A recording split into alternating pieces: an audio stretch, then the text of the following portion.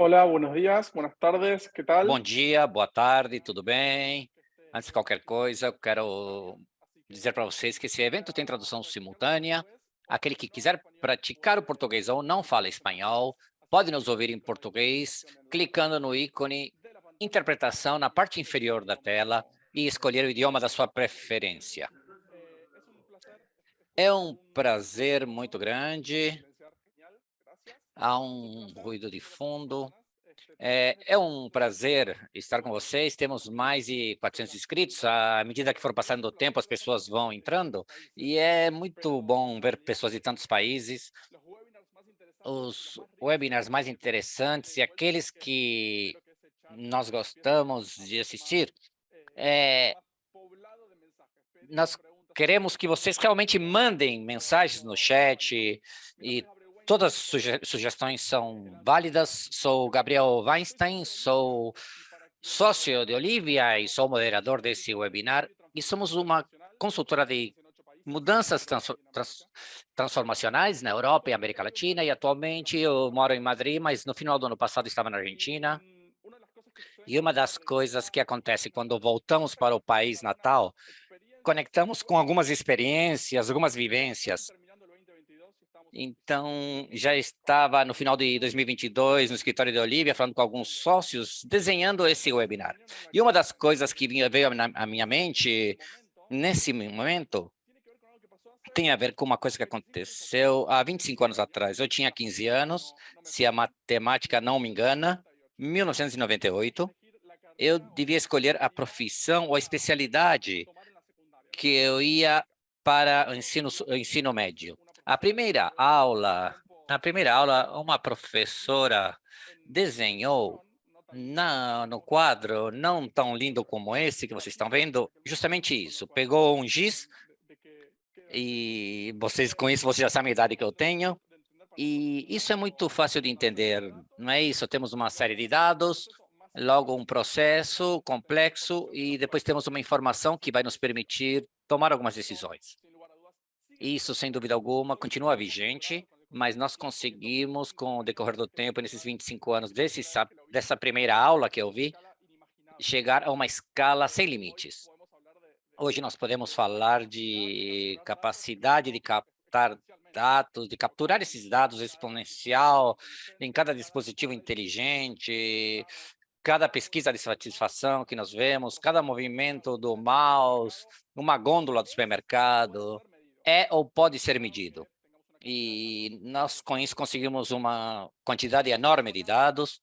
Uma pessoa gera aproximadamente 2 megas por segundo de dados constante. Mas, logicamente, muitos dados, se não são usados, não faz sentido.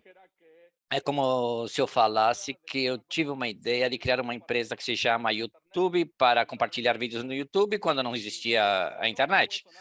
E poderia ser uma besteira acumular dados para não usar para nada. Então, a nossa capacidade cresceu para poder desenvolver grandes capacidades tecnológicas, para que com isso possamos processar esses dados.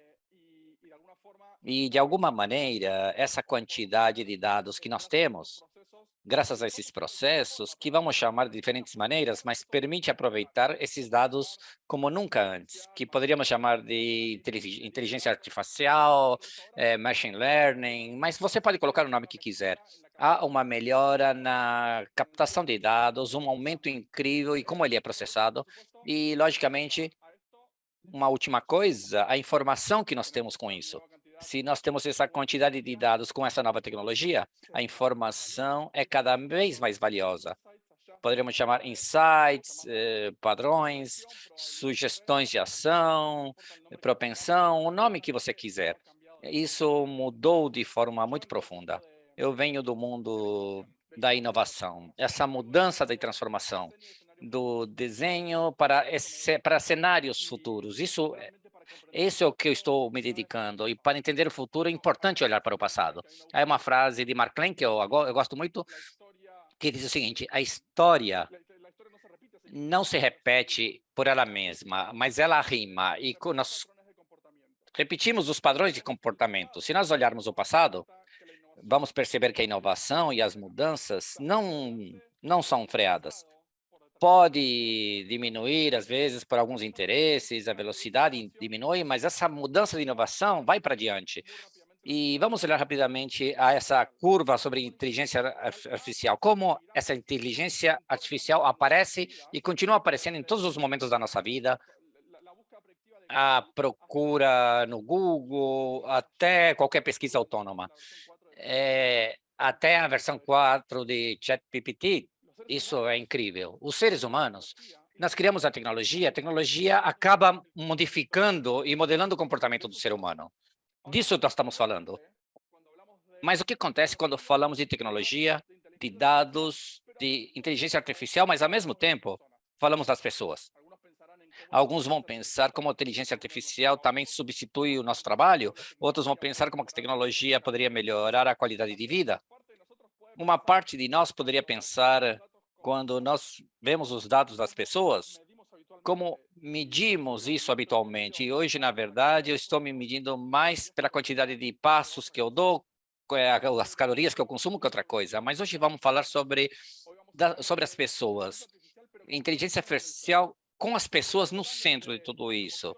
Vendo as suas emoções, habilidades, o mindset, como ver o passado para poder projetar o futuro.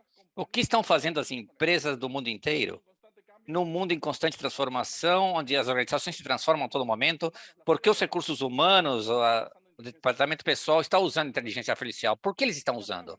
E vamos falar também do que se trata isso de transformation analytics. Esse conceito que é praticamente novo. E eu não vou responder essa pergunta, não vou responder, eu sou anfitrião apenas, por isso nós temos dois convidados aqui. Tenho um grande prazer de apresentar a Joel Klug, ou o professor, como alguns chamam ele. Ele é cofundador e CPO de DeepL. Ele tem um mestrado na Universidade de Stanford, em ciência de dados no Texas também, uma certificação em solução criativa de problemas, entre vários outros estudos. É co-criador de uma plataforma de colaboração utilizada por US Navy e também, entre outros programas, criou o conteúdo também de Emprime Systems. Eu tenho o prazer também de apresentar aqui uma pessoa que eu conheço, que é muito inquieto e curioso e sempre procura uma forma nova de fazer as coisas. Tem mestrado em inovação tecnológica na Universidade Ibero-Americana, 20 anos de experiência na indústria de tecnologia da informação, e ele é diretor de experiência digital em Q Networks, e dentro das suas iniciativas, a inteligência artificial gerando mudanças positivas para as organizações e outros papéis também. Joel e José, tenho várias perguntas para fazer para vocês e eu vou deixar também para as pessoas fazerem suas perguntas. Podem escrever no chat as perguntas que vocês quiserem. À medida que nós avançarmos esse webinar, vamos responder à medida que isso for acontecendo. Mas vamos começar com uma pergunta muito ampla, porque estamos nesse tema e apenas para começar a temática.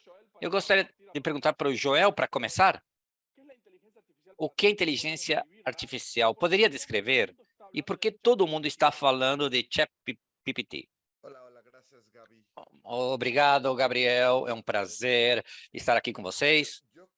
Eu acredito que a inteligência artificial gera muito ruído, porque, na verdade, você pode esmiuçar de muitas formas.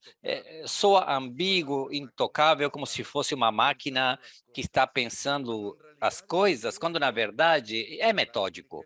A inteligência artificial consiste em passar de diferentes níveis de maturidade, processamentos de dados, algoritmos, e você sabe que tecnologicamente sabe como que nós chegamos a isso, mas onde eu quero chegar é que a inteligência artificial é uma forma de utilizar dados e dar algumas lições, esse termo de machine learning, que é o primeiro passo antes da inteligência artificial, porque ensina o algoritmo e fala para ele, olha, você já aprendeu que quando isso acontece, isso também vai acontecer. Então, começa o algoritmo a tomar algumas decisões porque você ensinou para ele. Se torna ambíguo e começa a gerar ruído, como o ChatGPT, que é uma maravilha, como inteligência artificial, mas tem também as suas limitações. E uma das limitações é quando entendemos o que é e que não é inteligência artificial. Para que serve e para que não serve? O ChatGPT, ele foi desenhado para solucionar e responder muitas perguntas genéricas. Se eu quiser fazer uma pergunta direta sobre a minha organização, da minha pessoa, ele não consegue. Tem uma limitação. Devemos entender também quando eu uso e quando não uso, ou seja, essa seria uma forma de responder. Olha, Joel e Gabi, eu estou de acordo com Joel, e para completar, essa parte do ChatGPT efetivamente foi um boom. Aqueles que puderam ver o stream da versão 4, ele tira uma imagem de um caderno com alguns quadradinhos e fala assim, olha, prepara um código para uma página web com aquilo que temos na imagem e ele cria isso e você fala, uau, como que pode? E há uma conotação criativa nessa inteligência artificial. E, de fato, também conseguimos enganar no final, ou seja, não preciso ter trabalho, porque com que eu faça 2 desenhos e pergunte para o ChatGPT, ele faz para mim. Eu acho que é importante ir mais atrás e pensar na tecnologia e a inteligência artificial que está ali. E temos os meios para poder aplicar, como você bem falou, dependendo da necessidade, a tecnologia, no caso do software apropriado. Mas é importante, acima de tudo, para a audiência que está nos assistindo, que não vai substituir os trabalhos, mas vai exigir no futuro pessoal com mais preparação e capacitação para poder implementar e levar adiante essas tecnologias. Nós sofremos uma pandemia onde teve uma paralisação de 2 anos. É uma paralisação nas universidades, onde as profissões foram impactadas como nunca. Os que entraram hoje não têm a mesma capacidade dos que entraram ontem. Ou seja, é muito importante considerar que o talento deve ser retido e é o melhor valor que nós temos no futuro para poder aplicar esse tipo de ferramentas. E há empresas como as nossas que vão se tornar não como se fosse um banco de sangue, vai ser um banco de talentos, porque nós temos esses soft skills, esses hard skills para ajudar e implementar esse tipo de tecnologias. Bom, você já colocou um monte de perguntas novas que eu não tinha pensado. Bem, vamos precisar de 10 horas. Eu acho que não podemos falar de retenção.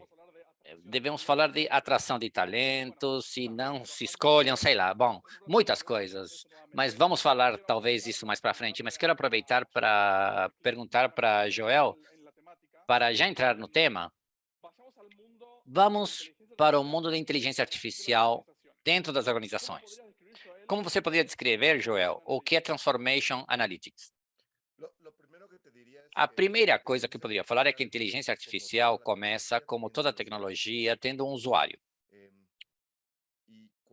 E quando você considera que tem um usuário, é onde entramos na organização, mexemos nessa Transformation Analytics, que é o aproveitamento e a velocidade, como você falou na introdução, da capacidade de manipular dados para tomar uma decisão.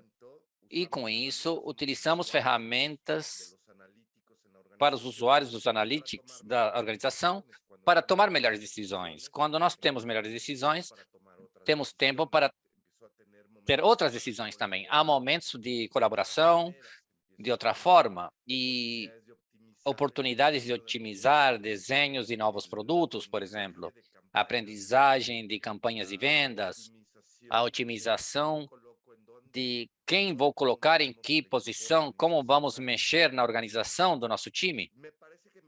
Eu acho que a minha forma de responder mais direta é essa. E à medida que as perguntas estão saindo, bom, a inteligência artificial, os analytics também têm usuários. Quando os usuários aproveitam essas ferramentas e analíticas, começa a existir uma transformação, porque eu mudo a forma que meço. Se tenho mais velocidade para tomar uma decisão, posso mudar aquilo que estou medindo. E há essa transformação que vai se dando e vai sendo complementada por esses analíticos. Então, nós poderíamos dizer que Transformation Analytics tem a ver com que, a partir de agora, a inteligência artificial pode acompanhar os processos de mudança e transformação das empresas? Isso é para os dois. Essa pergunta é para os dois. Seria isso? Bom, não apenas pode, mas já faz, mesmo que a gente não queira. Tem aqueles que estão usando e aqueles que estão se resistindo, mas está sendo usado de todas as formas. Já não está nos seguindo essa inteligência artificial. Bom, vamos aprofundar a respeito, mas eu gostaria de perguntar, eh, sendo o papel que está tendo a tua empresa como transformação digital, do que se trata isso? Porque a transformação digital de hoje não é a mesma de 5 anos atrás. Pois é, eh, falando de Transformation Analytics,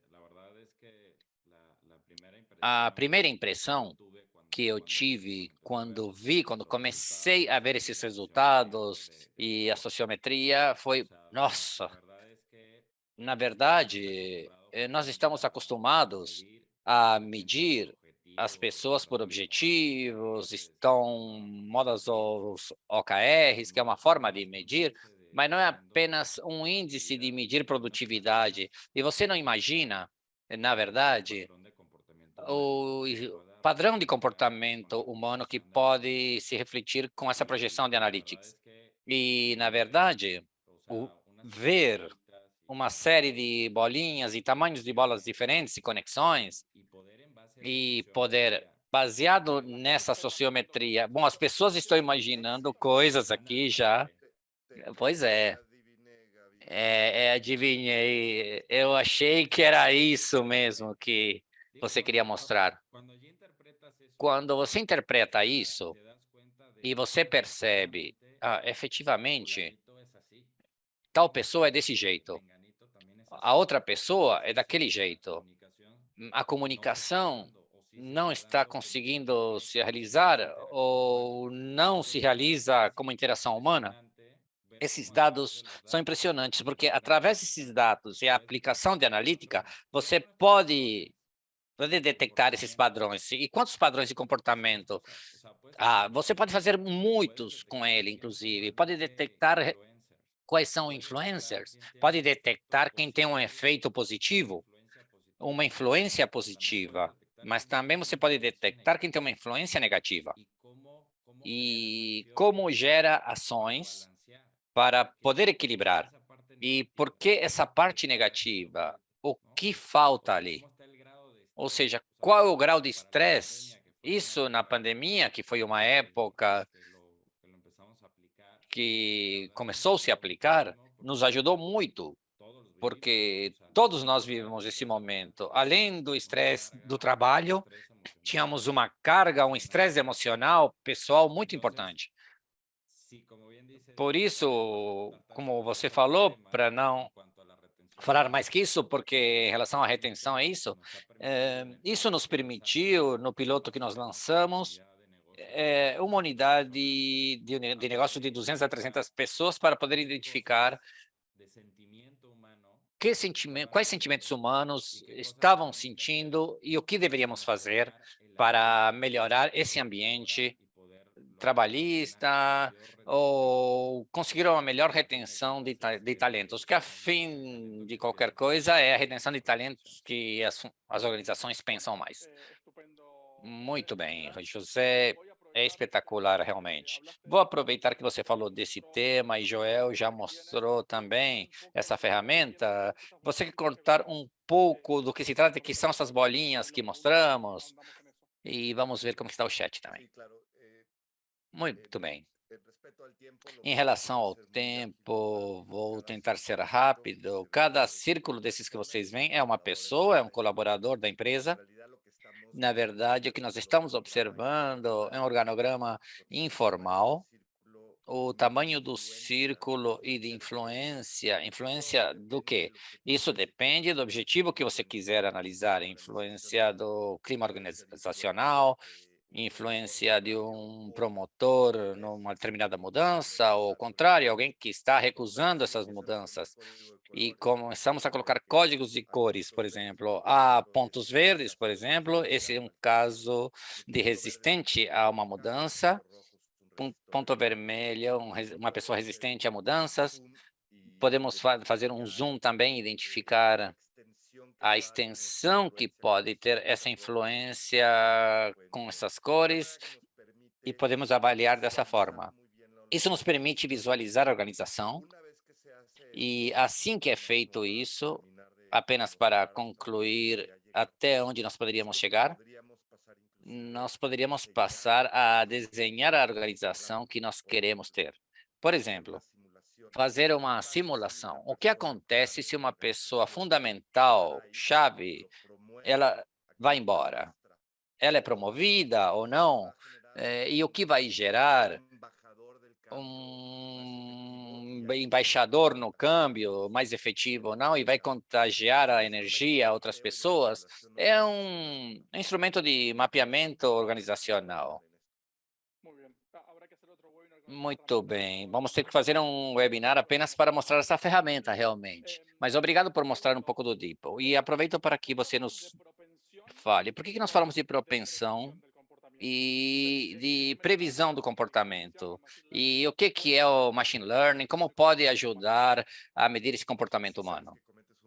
Bom, você corre um risco muito grande de fazer essa pergunta, porque não consigo ser breve, mas tudo bem. Bem, é muito interessante e um dos grandes paradigmas. Você pode prever o comportamento humano? A resposta é sim, mas não não na sua totalidade. O ser humano tem alguns padrões. Os neurocientistas falam sistema um e 2 do cérebro, e nós podemos ter uma trilha de comportamento. Nós vimos, os neurocientistas falam da memória como se fosse Snapchats, fotos que vão sendo conectadas, ou seja, a forma que a gente se comporta pode ser observada. E pode ser observada porque nós somos e temos tendência a repetir esses comportamentos. Se bem não posso prever o que Pepe vai fazer terça-feira, às 11h22 da manhã, eu posso identificar e observar os elementos do sistema individual, do seu sistema da equipe e do sistema da sua organização, que o faz mais ou menos propenso a determinadas condutas, como ficar trabalhando na empresa ou querer sair da empresa, melhorar e acelerar o seu desempenho, em determinada especialidade ou estar muito confortável ali na sua zona de conforto. Nós podemos ver esses elementos que complementam e com isso nós podemos falar de propensão, mas não de prever. Muito claro, realmente. Uma explicação curta, eu colocaria até num quadro isso. E aproveito para perguntar para o José, e depois eu vou voltar para o Joel, por que nós queremos falar de analytics em recursos humanos? Agora que Joel falou de propensão, o que nós podemos, bom, entender qual é esse engajamento das pessoas no futuro, ou a probabilidade de rotação, uma coisa que nós comentamos, ou a sucessão, quem vai substituir quem, onde pode ser aplicado? Bom, justamente, e como nós estávamos falando, na verdade, analítica, tecnologia, nós temos essas ferramentas e é muito importante justamente para poder medir as pessoas diferentes. De nada vale os objetivos SMART que tínhamos anteriormente, os OKRs, se não entendermos um pouco mais da profundidade do ser humano, como pessoa, não apenas como um recurso. Quando nós conseguimos isso através da analítica e essa identificação de padrões, com todos os tipos de algoritmos que Joel já mencionou, você percebe que podemos entender justamente o que dói a cada recurso como pessoa e que coisas como organização pode mudar para conseguir conectar o talento na tua organização. Nós vamos falar de retenção, mas quem quer estar na tua organização por sua própria decisão, não porque você deu um bônus ou deu um aumento salarial. A forma de identificar isso é através de analytics e como nós somos como pessoas. E, e o que se chama salário emocional, não é isso? Tem esse nome. Vou aproveitar que tem duas perguntas no chat para Joel e tem a ver com de onde você obtém esses dados para gerar esse sociograma que você mostrou. Qual é o input para conseguir isso? Nossa, agora deixaram aqui é um monte de informação ao mesmo tempo, mas vamos lá. Essa pergunta tem muitas vertentes, eu agradeço. Bem, pode ser construído um sociograma desse tipo apenas com o número de e-mails e a frequência de e-mails que as pessoas enviam dentro de uma organização. Mas isso apenas vai criar um mapa, não conseguimos analisar com um objetivo específico. Para poder analisar com um objetivo específico, liderança, comunicação, resistência a mudanças, propensão a ficar para trabalhar na empresa, vários itens, necessitamos uma orientação. Uma orientação, ela é nutrida, vendo o que podemos resgatar de dados que temos da empresa, qualitativos, e complementar os que não temos com uma pesquisa mais simples que tivermos. Há muitas pesquisas hoje. A tendência é que virem games praticamente. Esse é o objetivo. José, você tem um caso de sucesso em Transformation Analytics and Networks. E nós estamos muito contentes de ter visto isso e aproveitar. O que você conseguiu a partir disso? O que você sabe de Kio hoje como organização que antes você não sabia? E quais as perspectivas, o que outro olhar você conseguiu? É uma pergunta difícil de responder. O que eu poderia te dizer é que aqui em Kio nós estamos observando o pessoal de uma forma diferente. Como estava no mestrado, né, perguntavam qual é o 20 que você estudou hoje. E, bom, nós temos que ir além de uma medição tradicional, isso é acima de tudo num mundo que é diferente. Bom, acabou a pandemia, mas a pandemia deixou sequelas, não apenas pessoais, mas também organizacionais. Já há isso de ir para o escritório já não se aplica em todas as empresas. Nós estamos falando de métodos híbridos, termos que escutei há pouco tempo de nômades digitais. A empresa poderia estar no México e o teu recurso está trabalhando nos Estados Unidos, na Índia, na Espanha. E isso já não é uma limitação.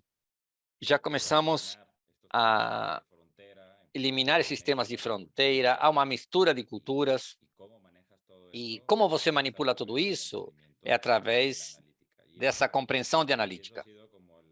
E esse foi o maior benefício que nós obtivemos de pensar diferente e começar a mudar a, a forma de jogar para que realmente nós possamos ter uma boa sinergia na relação empresa-colaborador. Gabi, você me permite movimentar um pouco essa pergunta? Vamos ver. Pepe Kio é um ícone da tecnologia, uma empresa líder, ela é ponta na tecnologia, com uma cultura, é muito empreendedora, apesar do seu tamanho, com presença internacional. como uma empresa que representa a modernidade e lidera essa modernidade, tem de viver também essa modernidade. Esse é um fato realmente. Como falam sempre, você tem que aprender com exemplos. E somos uma empresa que, bem você falou, que é ponta em muitas tecnologias, é uma empresa de ponta, e, na verdade, sempre estamos curiosos e devemos testar as coisas. O melhor piloto está em casa para percebermos se efetivamente o que nós vamos oferecer como solução ao mercado é uma solução que atenderá uma necessidade. E, justamente, pensando um pouco sobre isso, nós falamos bastante de transformação digital, que é Transformation Analytics, e forma parte dessa transformação digital. E agora nós somos colaboradores na criação de um índice digital a nível nacional aqui no México, onde há mais de 3.000 executivos e líderes de empresas. E ali nós percebemos que é um fato realmente que vai melhorando ou acelerando a opção da transformação digital aqui no México. Aqui cresceu no ano passado para este ano 7% aproximadamente. Parece pouco, mas 7% no volume de empresas que foram analisadas é um número importante. E onde eu quero chegar é a parte de analítica de dados, é a maior porcentagem. 7% é global, mas nós fizermos, observarmos onde estão apostando essas organizações em analítica. Analítica para diferentes casos de utilização, e um deles é justamente aplicado à parte de recursos humanos. O que eu sugiro bom, há muitas iniciativas, mas o que nós observamos é que não estão muito bem canalizadas dentro das organizações. Ou seja, é como o ChatGPT eu quero colocar na organização, mas para que você quer colocar? Sempre devemos nos perguntar para quê? Até onde nós queremos ir com a organização e, baseado nisso, analisar todas as iniciativas para que, quando a gente consiga executar, no caso que nós tivemos esse sucesso em Transformation Analytics, faça sentido, se some essa visão de organização. E é aqui onde nós podemos apoiar. Isso que acontece com o ser humano, né? Uma nova moda, queremos utilizar, apesar de não saber bem por quê. Eu gostaria de comentar uma coisa, e eu quero também fazer uma pergunta para o Joel. Como na Olivia nós vimos os processos de transformação, para nós, quando falamos de transformação, e vemos o estágio atual que está nas organizações e queremos ir para um estágio ideal, que é o que nós precisamos, são disparados um monte de processos ao mesmo tempo. E, de forma habitual, no passado, em 12 anos, sempre fizemos isso baseado em nosso conhecimento, nossa experiência, nossa intuição, e o que funcionava, o que não funcionava, e o tipo de cultura, ver o que funcionava ou não funcionava. Mas desde que nós conhecemos a possibilidade de utilizar os dados para ver processos de transformação, desde que conhecemos o Joel, a DeepL, nós conseguimos, de alguma maneira, ver processos transformacionais onde o insumo inicial, o estado atual, deixa de ser discutido, porque não tem a ver com a nossa experiência do passado, é o que os dados estão falando dentro da organização. E a pergunta seria, o que nós podemos saber que hoje não sabemos? O que nós podemos medir que antes não podíamos medir? E aqui tem uma pergunta que sempre quis fazer e nunca te fiz, eu não sei por quê. Nós podemos, através da analítica, medir a parte emocional das pessoas? E quando eu falo medir de forma real, entender o hoje, mas, acima de tudo, a propensão em relação ao futuro. E quando você me diz qual os resultados dos últimos quarter, já passou, não posso fazer mais nada. Eu posso ver essa propensão do próximo quarter? É isso que eu estou querendo saber. Podemos medir as emoções? Podemos ver essa parte não tão soft do ser humano?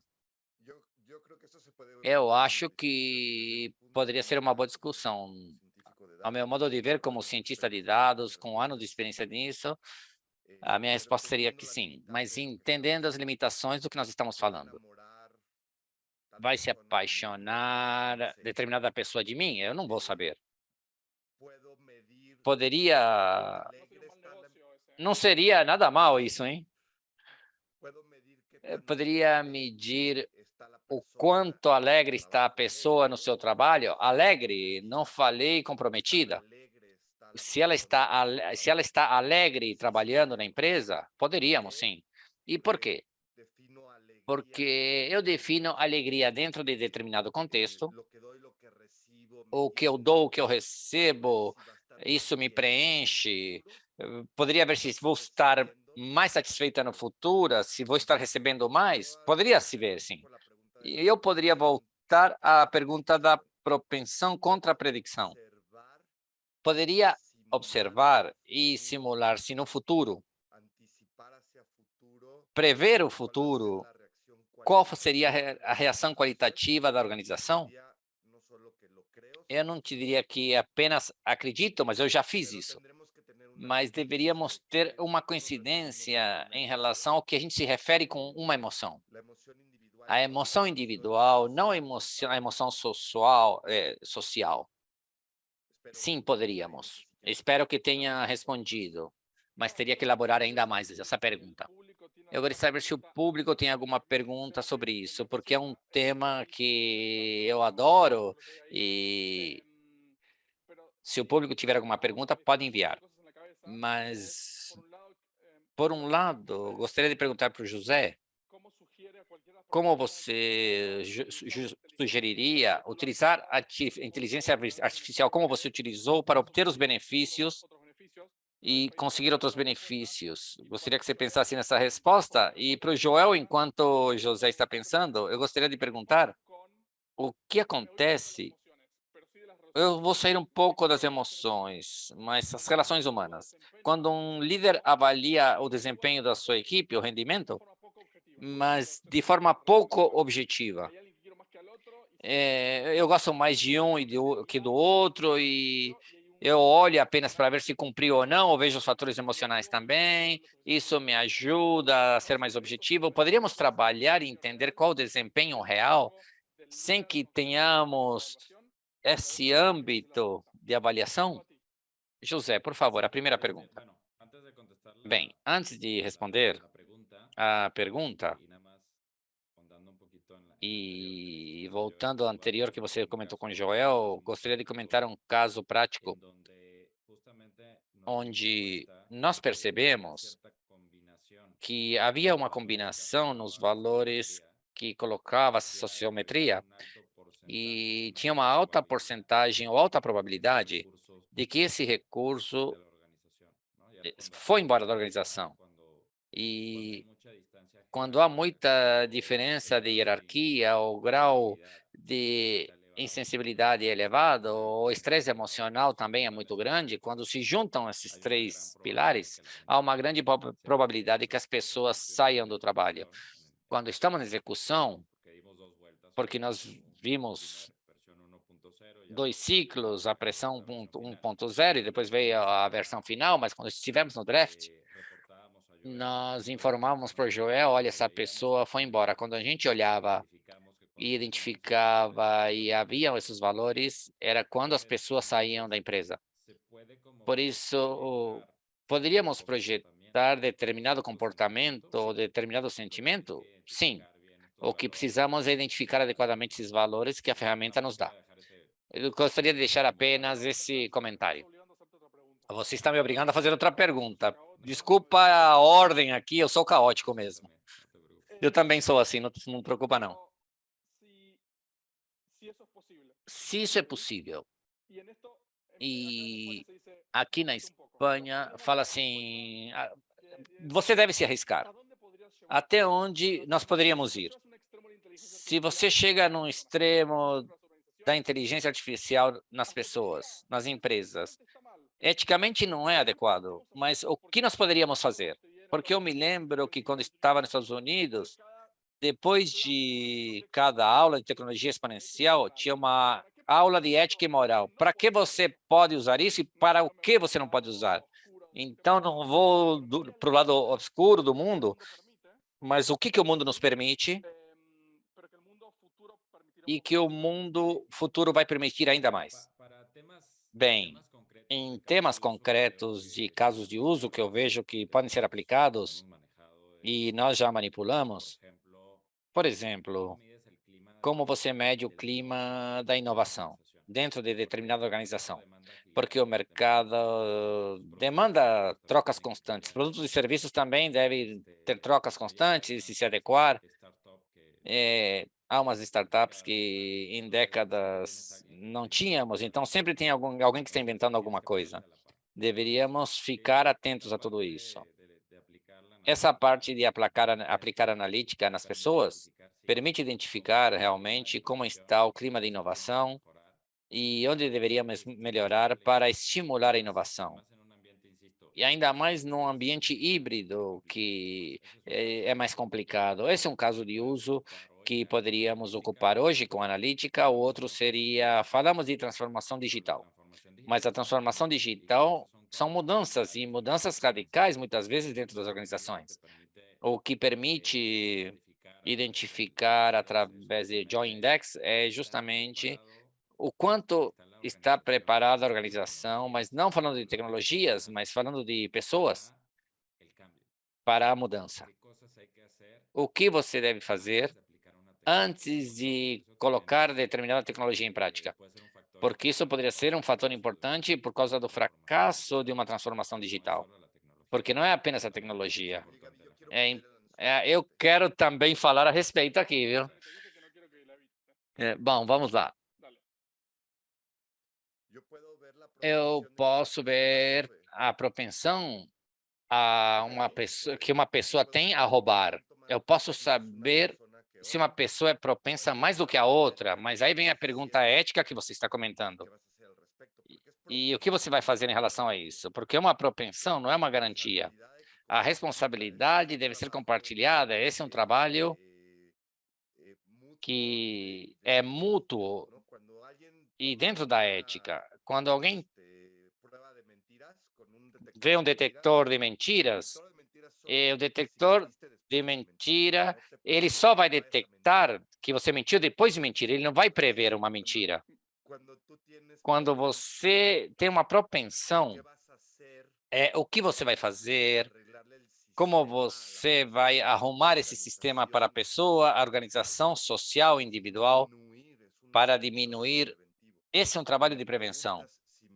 Você me pergunta se eu teria coragem de vender para uma organização propensão contra roubo? Eu acho que não, porque não seria ético. Essa é a pergunta. É possível? Sim, é possível. Não é apenas é possível, eu já li, já vi isso. Muito claro, ficou muito claro. Bem, isso, adorei essa parte, mas vamos aprofundar isso ainda mais.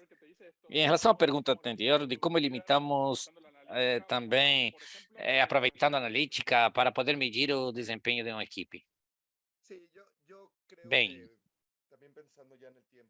pensando com o tempo, vou responder rapidamente. Não vamos substituir líderes quando fazemos uma avaliação de desempenhos. Vamos pôr pontos objetivos para o líder para deixar de ser apenas subjetivo, por exemplo, no desempenho. Porque eu poderia dizer que elementos de cada pessoa, de forma particular, aceleraria o seu desempenho. Vou te usar, Gabriela, porque estou vendo aqui esse nome que está na tela. Eu poderia ver quais elementos de desenvolvimento de Gabriela são particulares.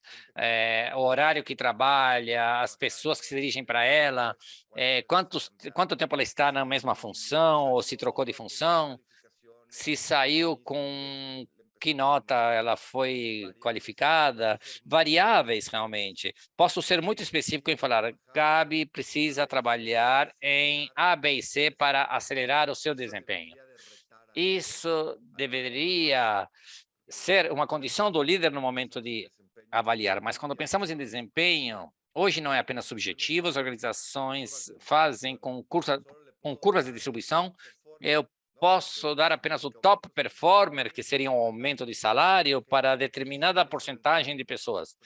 Então, entra em orçamentos, curvas, e devemos trabalhar isso como se fosse palavras cruzadas e tem só um quadrinho ali para você colocar uma determinada palavra. Isso poderia ser acelerado, realmente. Bem, eu vou com uma pergunta também para o José, uma para os dois, eu vou ler mais algumas que temos no chat. José, o que você pode sugerir para as pessoas que estão aqui, que estão passando por transformação, seja digital, para ser mais sustentável, mais ágil, mais diversificado? E como poderia aproveitar a inteligência artificial para conseguir uma transformação mais bem-sucedida? Bem, o importante, e vendo as mensagens que nós já demos, para que eu preciso dessa transformação? Esse é o primeiro conselho que eu dou. Eu insisto, as tecnologias, as mitologias, empresas como as nossas, para ajudar a canalizar esforços, existem. A primeira coisa que deve ser feita é pensar sobre a organização e entender quais são nossas dores, o que precisamos curar. E, baseado nisso, aplicar as tecnologias que correspondem. Nesse caso, poderiam ser temas de analítica, para que possamos obter o resultado que esperamos e conseguir uma transformação digital. Pelo, pelo contrário, teríamos esforços isolados até eles terminarem, mas não se somam a nada, não chegam a nada. É algo simples e fundamental que eu aconselho para todos. Muito bem, vamos para a última entre um monte de perguntas que eu tenho aqui. Nós falamos do conceito de Transformation Analytics, que ele nos permite medir e entender essa propensão das pessoas que estão mais comprometidas, que podem sair da empresa, que são propensas a mudanças, como são as pessoas e tudo mais. Mas nós temos a possibilidade, através desse conceito, de diagnosticar qual é a propensão do sucesso de uma transformação ou de uma mudança profunda em determinada organização, a capacidade de entender se determinada transformação cultural vai ser bem-sucedida. Temos a capacidade de entender se um M&A pode ser bem-sucedido, uma mudança de estratégias pode ser bem-sucedida. Vou começar com Joel e José, se quiser completar a resposta. Bem, nós temos, sim. Medimos a tendência de tudo que foi feito durante todo o tempo para ver se conseguimos mudar alguma coisa. Devemos ver as anomalias e ver o modelo preditivo com as variantes, não com aquilo que é estável. Se nós podemos observar, porque pode ser medido, que pode ser medido, sim. A pergunta é se nós vamos nos atrever a fazer um modelo de mudança onde está essa anomalia e não apenas colocar o foco onde está o que está estável durante todo o tempo num processo de transformação. Re- é, E realmente eu penso igual.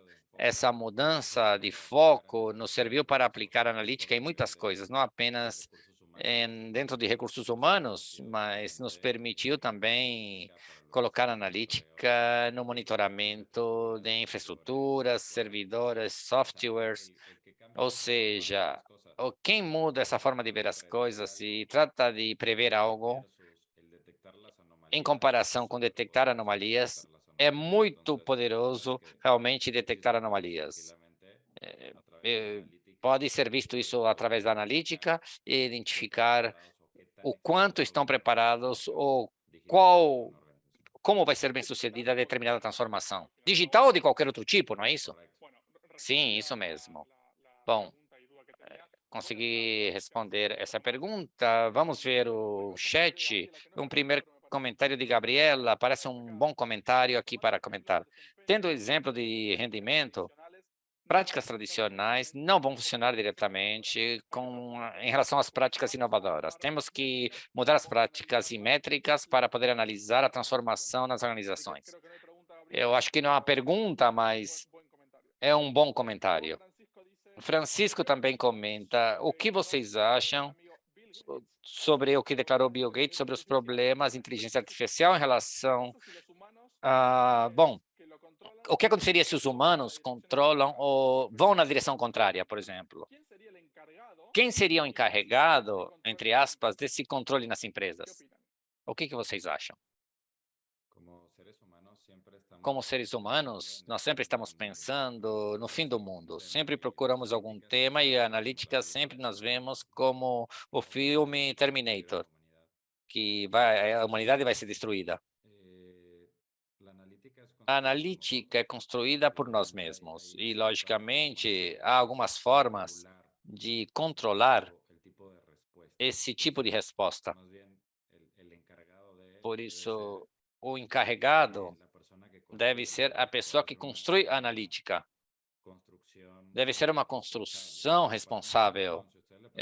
Bom, colocamos um botão e pergunta alguma coisa do ChatGPT e você começar a perguntar temas a respeito de conflitos políticos, guerras e outras coisas assim, então ele já não responde, ele fica de um lado, esse tipo de coisas ele não pode responder. Se você perguntar os dados pessoal de uma pessoa que ele possui, ele também não vai responder, por causa da confidencialidade. Ou seja, do meu ponto de vista, e eu vou querer o comentário do Joel também, é a partir da construção da inteligência artificial é que devemos colocar esses mecanismos de controle. E eu vou ser um pouco mais romântico dessa vez, não vou ser tão técnico. Os seres humanos possuem uma coisa que nunca vão ter os robôs e a capacidade criativa. Isso já é evidente.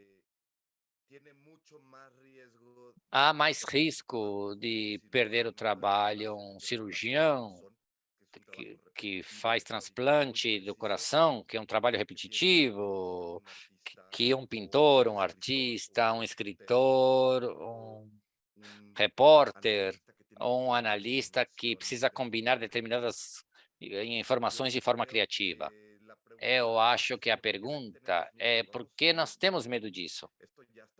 Isso já está dentro de nós. Vamos mudar e melhorar a inteligência artificial? Isso não é uma ameaça. É muito bom esse ponto de vista. Tem várias revistas, várias perguntas relacionadas a isso. Quem tem a culpa, por exemplo, e esse tipo de situação? José falava no início, a tecnologia não deveria assustar. Como seres humanos, muitas vezes colocamos a tecnologia como fim, não como meios para o ser humano. Eu acho que aprendemos uma parte, outra parte ainda não, e não é a tecnologia apenas, é um processo que nos faz mudar a nós mesmos. Como nós falamos anteriormente, a tecnologia vai nos colocando no molde e não vamos deixar que a inteligência artificial faça uma transformação da empresa. Com certeza as pessoas vão seguir esses processos porque tem a ver com a interação emocional, com o cara a cara que será impossível substituir. Tomara, né? Pelo menos, né? Durante esse período que nós estamos na vida aqui, essa combinação. E nessa combinação tem o lucro também, né? Então, vamos com uma pergunta a mais e vamos terminar. Zé Luiz, por que você acha que devo ser suscetível a usar Beeple na minha organização? Como ela vai me ajudar?